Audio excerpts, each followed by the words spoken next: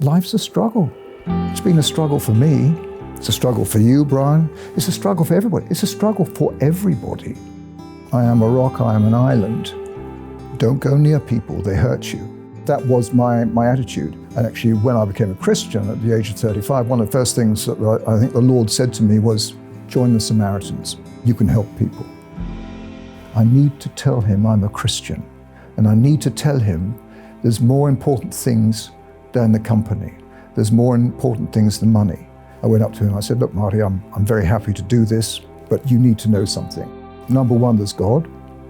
Number two, there's a family, and then there's a company. You may rest assured I will work hard, but there's that priority. I can stand up and speak. I can talk about families. I can talk about the things which matter to me. Why is the UK so poor in productivity? Could it be connected to also the graph which shows we have a lot of family breakdown? The bloke in the office who's getting a divorce, is he going to work very well? He's going to be stressed, he's going to be anxious. The richness comes from giving and receiving. That's where the family and family policy is so important, because it brings something rich into society and supportive for society.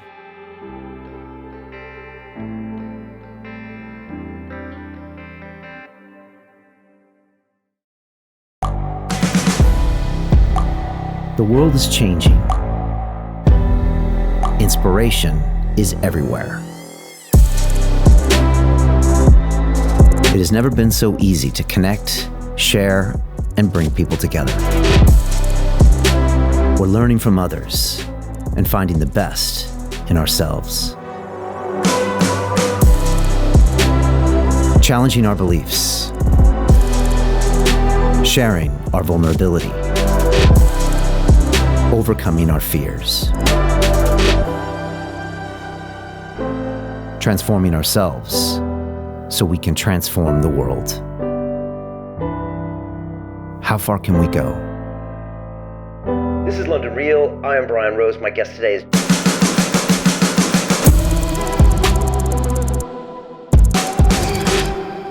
This is London Real. I am Brian Rose. My guest today is Lord Michael Farmer, the businessman, philanthropist, former Conservative Party treasurer, and member of the House of Lords. You started your career as an account clerk in the London Metal Exchange in 1963 at age 18, earning £8 a week. Today, you are one of the founders of the Red Kite Group, a metals trading and investment firm with $2 billion in assets. In 2014, you became a baron and took a seat in the House of Lords and have been active in championing policies that strengthen families, fight homelessness and domestic abuse, and advocate prison reform. You've also used your 50 years experience in the city to inform good practice and new regulations for the financial markets, while also being a staunch advocate of Britain leaving the European Union. Lord Farmer, welcome to London Real.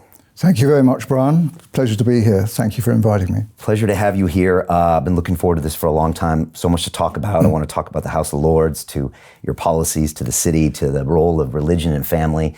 But in doing some research for this, I started thinking about my own childhood and my own family. And, you know, one of the realizations I had was that those years affected who I became as an adult. And one of my earliest memories was my parents getting divorced when I was 7 years old. And my sister and brother had different reactions, but my reaction was, people can't be trusted. And I'm going to have to rely on myself, and people potentially are paying for me. So the 7-year-old Brian became self-reliant, probably to a dangerous degree, and went on to do these things and put myself in these situations to test myself, I think. And I went to MIT, and I went to Wall Street, and I went to the city. And when I look back at that behavior, I'm always wondering how much of that was because of the family.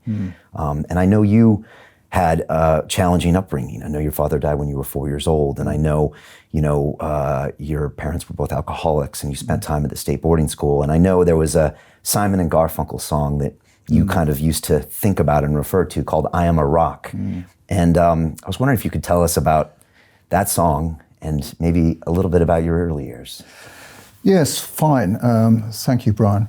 Yes, I am a rock, I am an island. It's quite actually similar, the sort of feelings I had as what you were describing for yourself.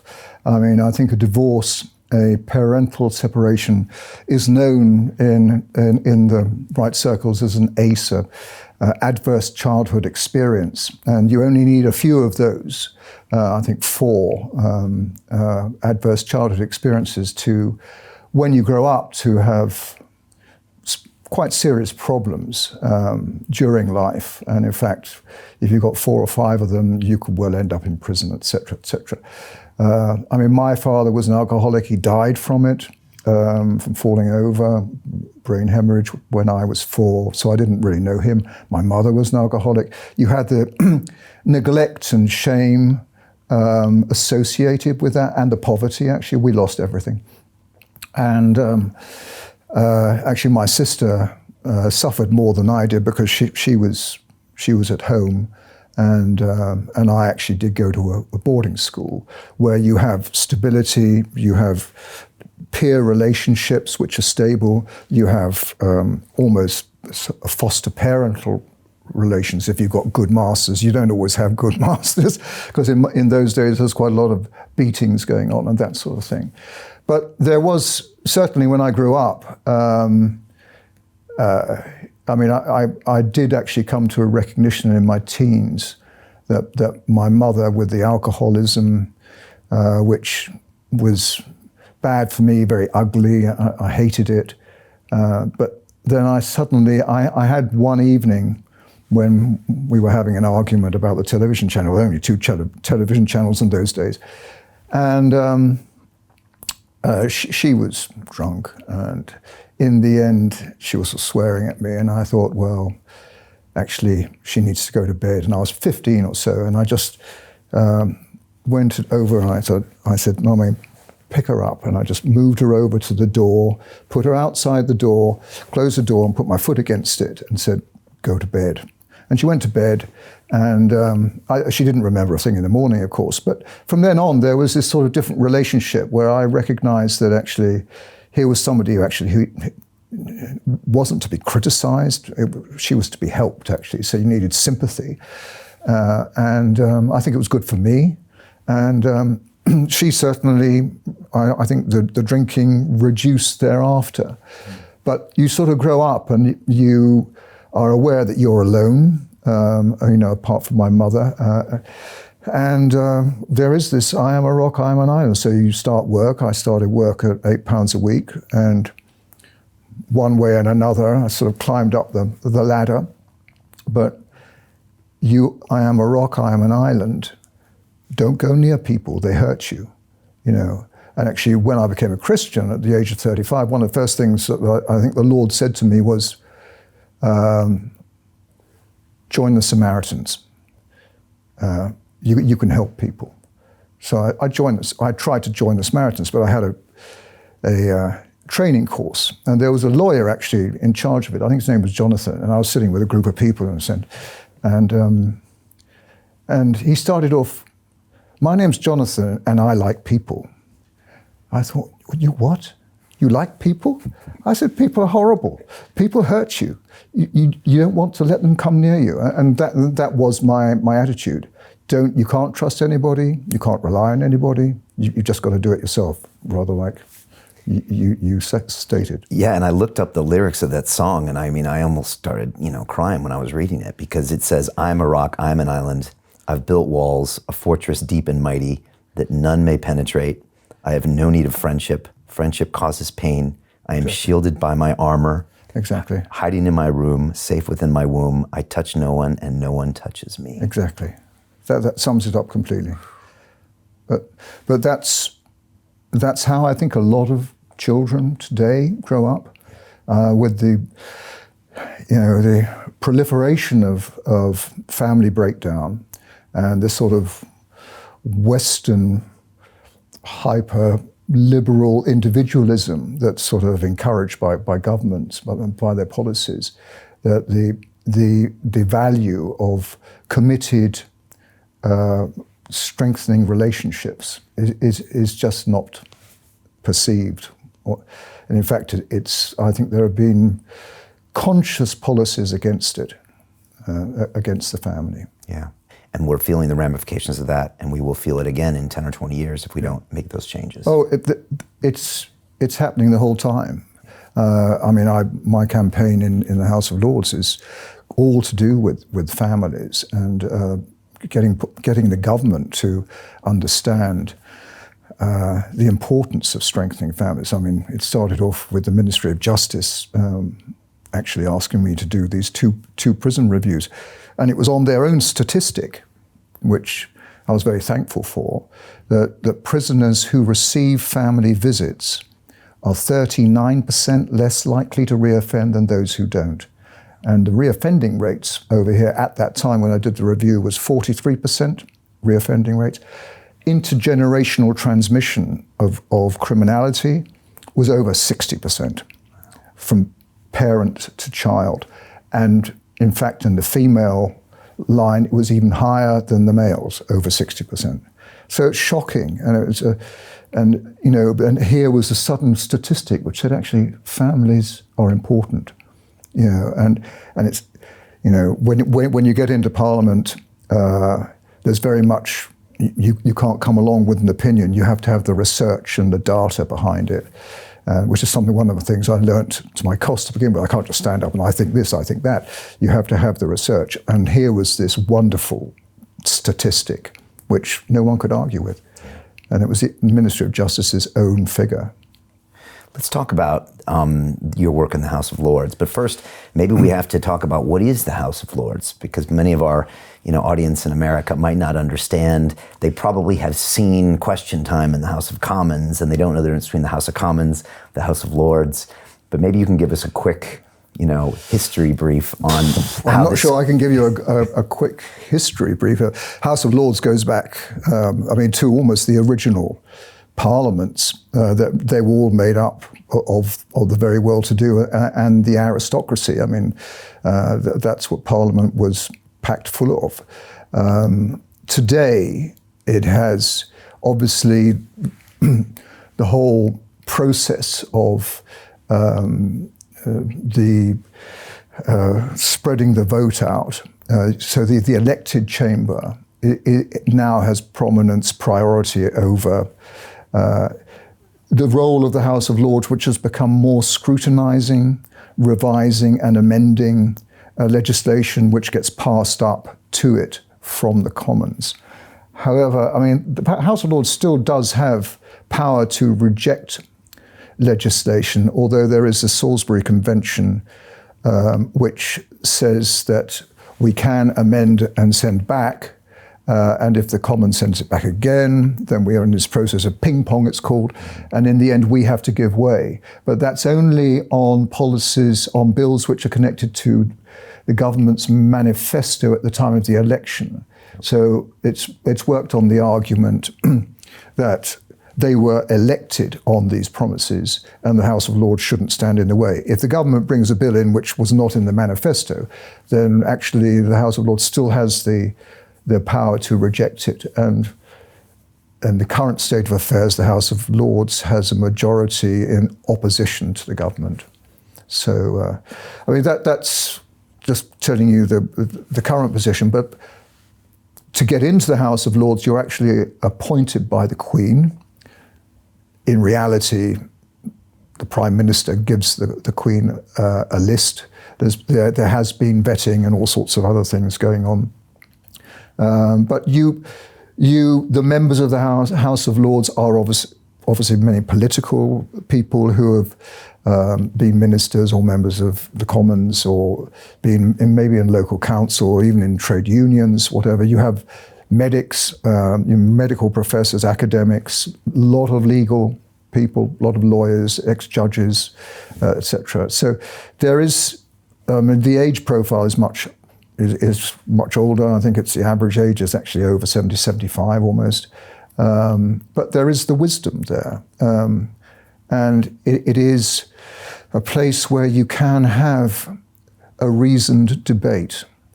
There is a requirement for courtesy. We're not allowed to say you. We say the noble lord has said this, or the noble baroness has said this.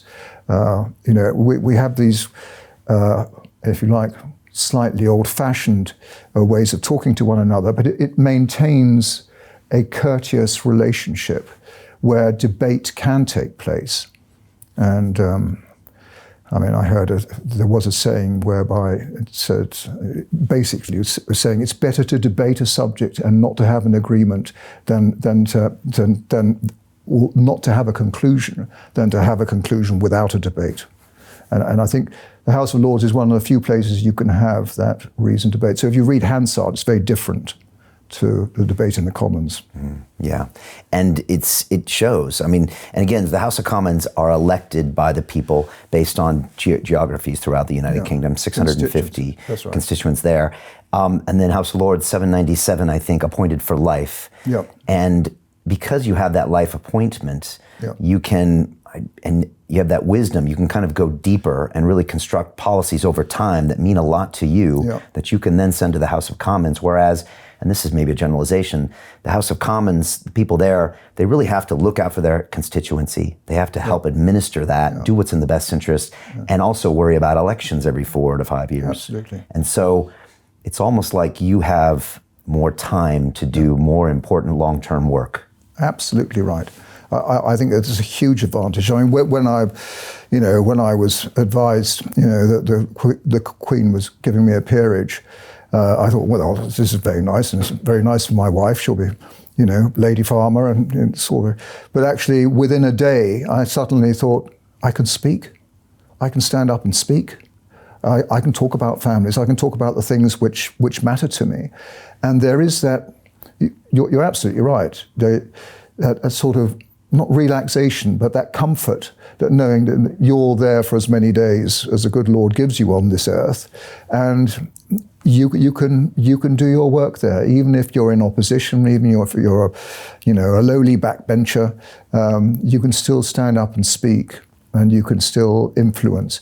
I had a little experience when I came into the House of Lords. You have to do all sorts of filling forms and all sorts of other things. And I was talking to one of the clerks of Parliament there, filling in forms about personal interests and things like that. And I said, look, you don't really need to worry about me. I'm one of the lowest of below, because I'm a sort of backbencher.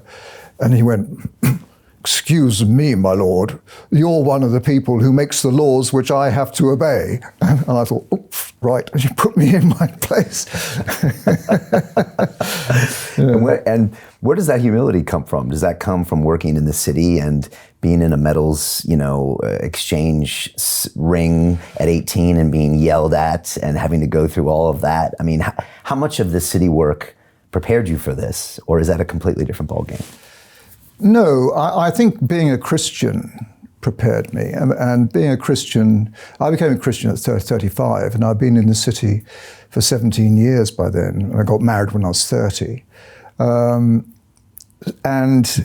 that really sort of changed. And frankly, if you're a Christian, you believe that God is involved in your life. And there have been occasions in my city work, in running a hedge fund, in having very big positions on, for instance, the copper market, with the dominant position sometimes, sort of globally, that one was humbled. I'm just using that, mixing, it's a subject we can talk about a bit, but...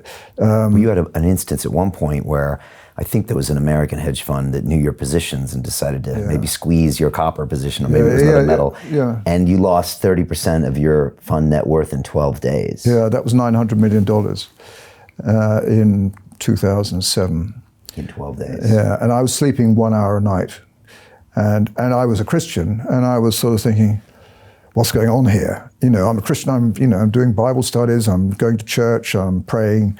And then somebody said to me, it was a minister, he said, Michael, God is sovereign. He is sovereign. And he's your father. And I was sort of thinking about it, I thought, okay. So he is God Almighty, omnipotent and omniscient, but he is my father, and he gives me good things. So there's something going on here which I don't understand, and I just should relax and just behave in the way that I think his word guides me to behave, which actually requires humility. You've got to close out positions. You've got to talk to investors about losses. We actually gave back a lot of fees, which we could have kept, but we did that. And in fact, one of the investors said, Michael, if you hadn't done that, we would have been off. And it was that sort of thing going on, but it was a very humbling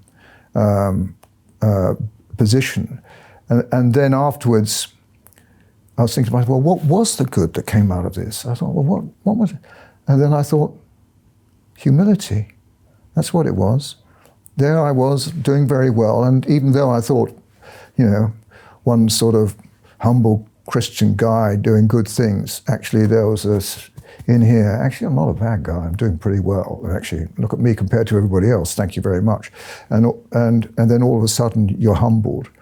And actually, humility is a great gift. It's a great gift and very difficult to receive because we all have that inherent pride within us. All of us do. We all want to be somebody, and to actually be given the gift of humility or to go along that path of growing in humility is a very gracious gift of God, I think. A $900 million gift. Yep. Expensive lesson. Yeah, but, sure. But yeah. worth every dollar? Yeah, more so, I'd say, yes. So, yeah. Tell me about the city, because, I left the city almost 9 years ago. And you've spoken about these kind of false idols in the city.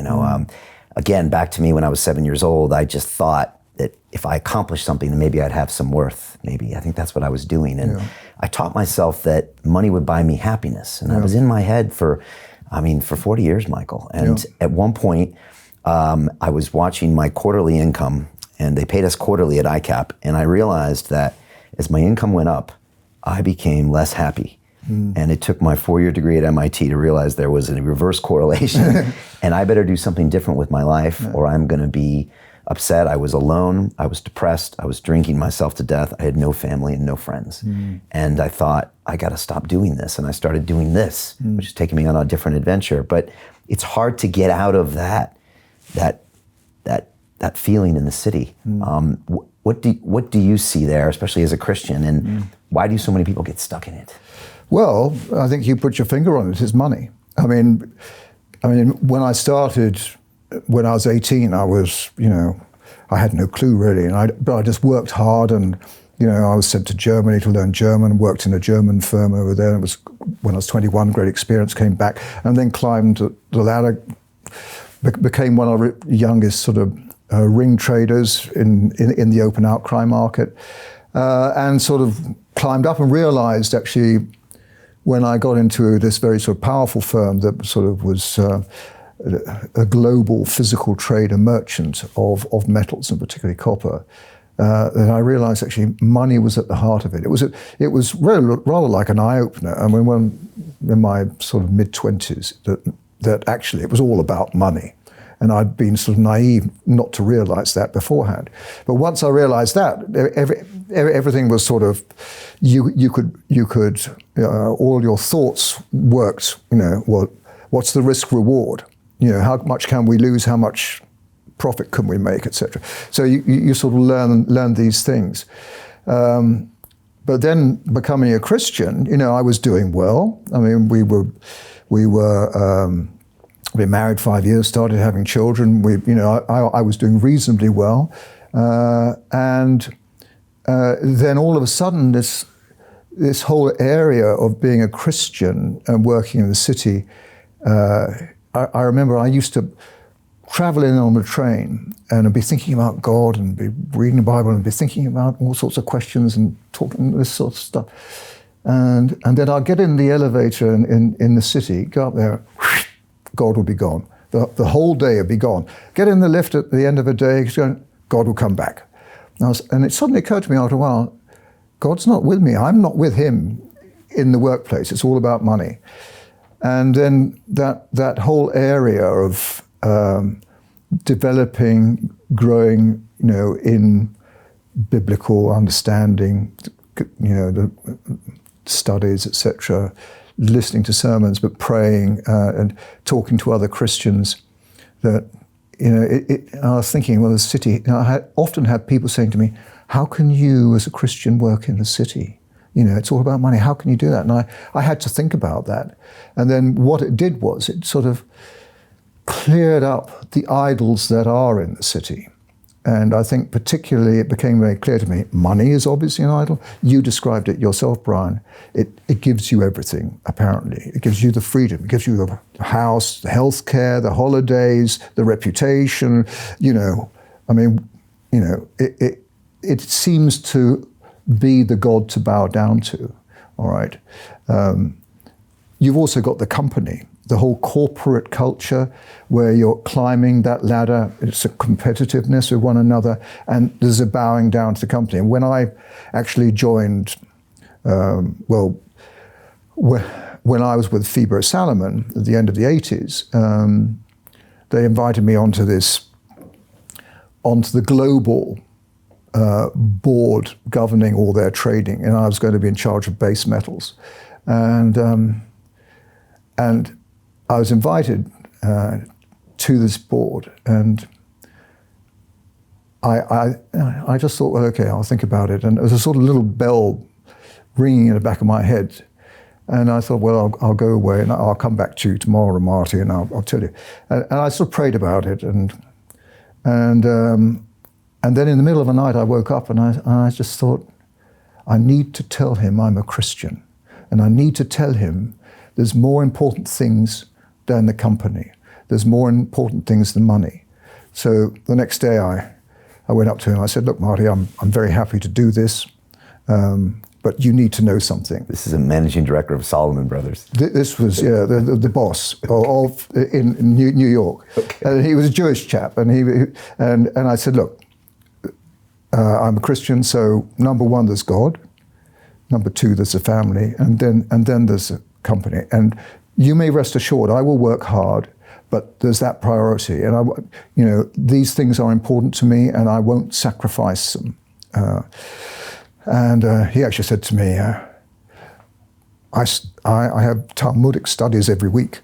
And I said, well, very good, but I mean, it was sort of bouncing the conversation about, but that whole area of prioritizing God and family before work was quite difficult, and you had to concentrate on it, and you had to be disciplined. So, city lunches, okay? You were at ICAP.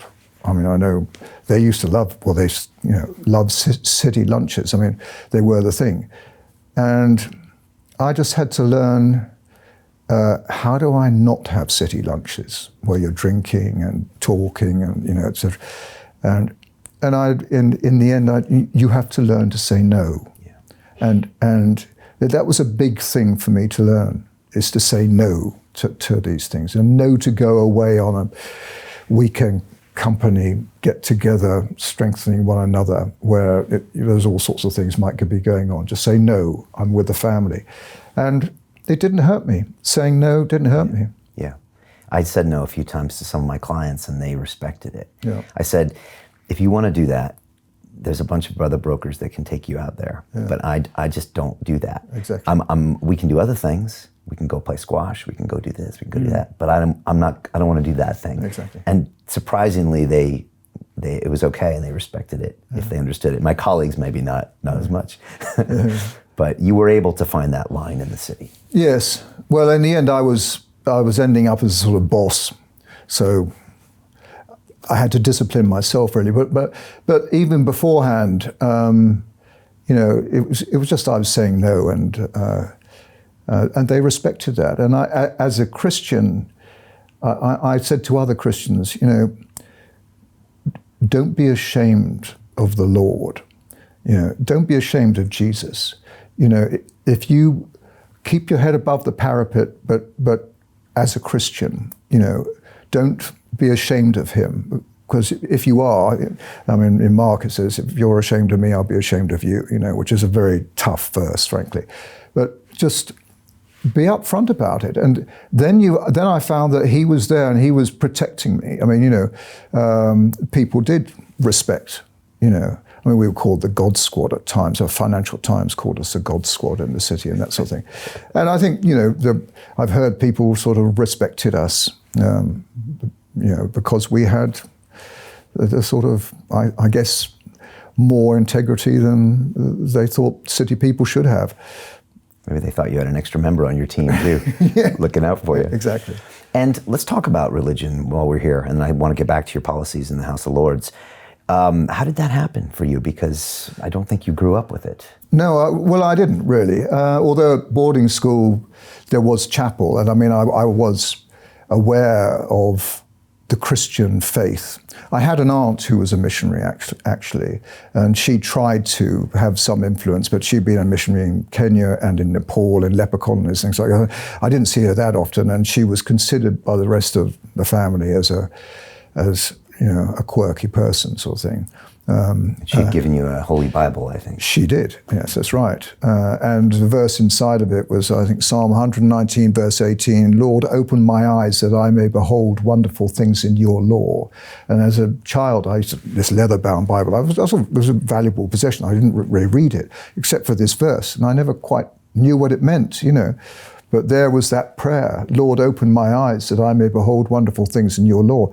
And that's what he did. He's been opening my eyes ever since. And I can behold wonderful things in his law. So I sort of grew up just, I would say, like anybody else. All right, except I was an island. I was a rock, I was an island. But worldly, in the 60s, you had the, promiscuity coming along, drugs, thankfully I never really got involved in. It was early drug days. Certainly, my father was an alcoholic. I started drinking a bit, but actually I had a very good piece of advice by a commissioner. In the city you had these commissioners they used to be ex-army, and they used to have these uniforms, and they used to be messengers around the city. There was a chap called Sergeant Simmons when I was in my early 20s, and I think he saw me coming in with a hangover one day. And he just said, Michael, just let me give you a word of advice. He said, just stick to beer. He said, avoid the spirits, stick to beer. And I thought, well, that's good. Somebody gave me a piece of advice. Nobody else gave me anything like that. And it really stuck. And I thought, okay, I can see the danger. I've got the danger in my history, so I'll, and that's what I did. And I think that actually helped me a lot during the 20s, my 20s, when I wasn't a Christian. In the late 60s when it was all kicking off in London. Yeah, absolutely. What do you remember about the late 40s, 50s, 60s in London? Like what comes out? I mean, it was hard times for the city. Yeah, I was born in 44, but right. Those days, and I didn't live in London then, we lived in Berkshire, but there were hard post-war days, and Britain was paying back debt to America, and it was a hard time. Rationing still went on, but in a way there was still that I won't say purity, but there was simplicity of life, and the family life, and those values were still there in society. Whereas when you get to the 60s, with particularly the pop culture and this sort of liberalization and this gradual acceptance of whatever goes. This philosophy I always used to think, just do whatever you want to do, just don't hurt somebody else, however you define that. But that sort of culture started developing. So I was, but I was by myself. So I was a rock and I was an island. So actually, when I got married at the age of 30, and that sort of changed our lives, and moved outside, and then the first baby came along when I was 35, and it was at that point I became a Christian, which was a bit of a Damascus Road experience. And how did that happen? Because that would have been the last thing we would have ever predicted that happened to Michael Farmer at that time. No, that's right. Well, I used to. There were a number of things that happened. We lived in the fields. We had a house out in the fields in Buckinghamshire. Just cutting the grass, going for walks, just what I would call creation, you call it nature. The rhythm of it, the cycle, the fruitfulness of it, seeing the apples on the apple tree, seeing the wheat grow every year, seeing the harvests come, seeing the seasons change. That was a big, slow influence coming in that, one was thinking about, what is this place? The stars and the sky, the moon, the sun. What am I? This conscious human being, which is hugely complex. The whole place is so hugely complex. We're only finding out how complex it is today, and yet it works. It works. It's extraordinary. So I had that sort of going on in my head the whole time. I suppose this exposure. I mean, the Psalms say, the heavens declare the glory of God. There is this speech that pours out from creation to every human being, no matter what language you speak, you understand it, and no man has any excuse. It's there, and I think that was pouring in on me. And then we had the first baby, and I was thinking, who's this? Who is this person? What?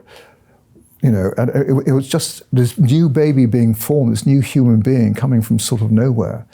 And so that was really another thing. And there were a couple of other things. The local minister of a church quite some way away, he knocked on the door one night. And he said, my name's Nick Maloney, and I just come to see how you are.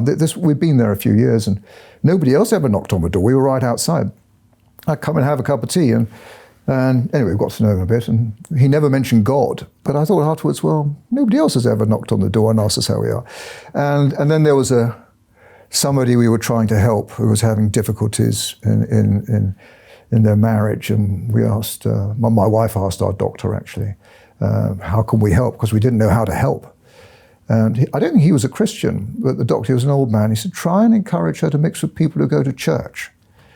And I came back from work from the city, and I said, what? Try and encourage her to mix with people that go to church. That's a very funny thing to say. And then I thought, well, actually, they'll probably try and be kind. They'll probably try and help her. Actually, that's probably pretty good advice, actually. And there were these sort of things going on, which then come as a dramatic moment. So it is a Damascus Road experience that, basically in the middle of a night, just heard one word, which was Michael. Just clear. It was quite clear. It was just Michael. And all I said, I didn't have any choice, was yes, Lord. And in front of my eyes was Jesus Christ as the Son of God. I mean, it was this sort of white knowledge, certainty, Jesus Christ, the Son of God. And I thought, this changes everything. This just changes everything. I have to find out. I have to learn. Who is Jesus Christ? What does this mean? And I thought, well, I better start going to church. I thought I better start reading the Bible. I have to find out. I have to learn. And I would say that when asked about this, I said, if you want convincing that this was the Lord speaking, when I was thinking, I have to go to church, you know what thought next came into my head? When you go to church, don't let them make you treasurer. You have to learn. And guess what they did? I went to this little church nearby, and it was a little church. And here I am, doing reasonably well in the city. Michael, would you like to be treasurer? I don't know. And before I knew where I was in a teaching church in the city of London as well. Okay. And one learns, as a Christian, you never cease learning about God. He is beyond learning. So you're always on that journey. And were you always comfortable telling this story, or did it take time before you could share this? I'm sort of cautious about it, because what I don't want to do is to sort of give the impression that this sort of experience you've got to be a Christian. Because, I mean, there are many other examples in my own family, but elsewhere, people come to know the Lord. They have their eyes open gradually, often. And you might say that I had, at school, chapel experiences. In those days, you had scripture lessons. So I had some background knowledge. I mean, it didn't just come from nowhere.